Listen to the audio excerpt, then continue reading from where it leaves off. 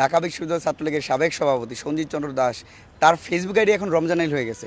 এই দাসরা বা আওয়ামী লীগের অনেক নামই আছে, যারা মুসলমান তারা হিন্দু হয়ে গেছে, হিন্দু তারা মুসলমান হয়ে গেছে, মানে এই ধর্মের একটা মারামারি কাটাকাটি করার চেষ্টা করছে। এগুলো গুপ্ত বা ছদ্মবেশ ধারণ করা হচ্ছে মানুষকে বিতর্কিত করার জন্য, মানুষের মধ্যে বিভ্রান্ত ছড়ানোর জন্য। স্পষ্ট কথা হচ্ছে আওয়ামী লীগের মদদে এবং 14 দলের স্পষ্ট পরিকল্পিত যেই সকল ঘটনা আমরা ইতিমধ্যে দেখতে পেয়েছি, তারা ফান্ডিং করছে যে বাংলাদেশের বিভিন্ন প্রান্তে তোমরা 64 জেলায় সংখ্যালঘুদের নাম দিয়ে ব্যানার করো, সেখানে আওয়ামী লীগ যুবলীগের যারা আছে তারা সাপোর্ট দাও, কেউ কিছু করতে আসলে তাদেরকে মার দাও। এই চট্টগ্রামে কিন্তু আমাদের শিক্ষার্থীদের উপর সংখ্যালঘুদের ব্যানার দিয়ে তারা ছাত্রলীগ হামলা করেছিল। গতকালকে বাংলা কলেজের শিক্ষার্থীর উপর হামলা করার চেষ্টা করেছে। তো এরকম বিভিন্ন রকম পরিকল্পনা তাদের আছে, আমরা দেখতে পেয়েছি।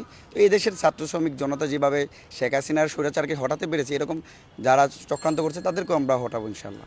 দেখুন, এই দেশটা আমাদের সবার। এই বাংলাদেশ আমাদের হিন্দুদের, বৌদ্ধদের, খ্রিস্টানদের, মুসলমানদের।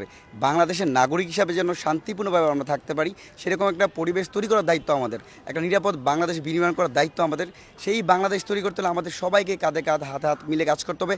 যারা এরকম সাম্প্রদায়িক দাঙ্গা সৃষ্টি করতে চায়, আমাদের ভাইদের মধ্যে বন্ধন নষ্ট করতে চায়, দূরত্ব তৈরি করতে চায়, যারা গির্জা মন্দিরে হামলা করতে চায়, আমরা যেভাবে শেখ হাসিনাকে প্রতিরোধ করে তুলেছি, আপনারা যে যেখানে পাবেন এই মন্দিরগুলো সেভ করবেন, মসজিদগুলো সেভ করবেন, গির্জাগুলো সেভ করবেন, এবং আমাদের যে সম্প্রীতির বাংলাদেশ, সেই বাংলাদেশ বিনির্মাণে আপনারা সবাই একসাথে কাজ করবেন।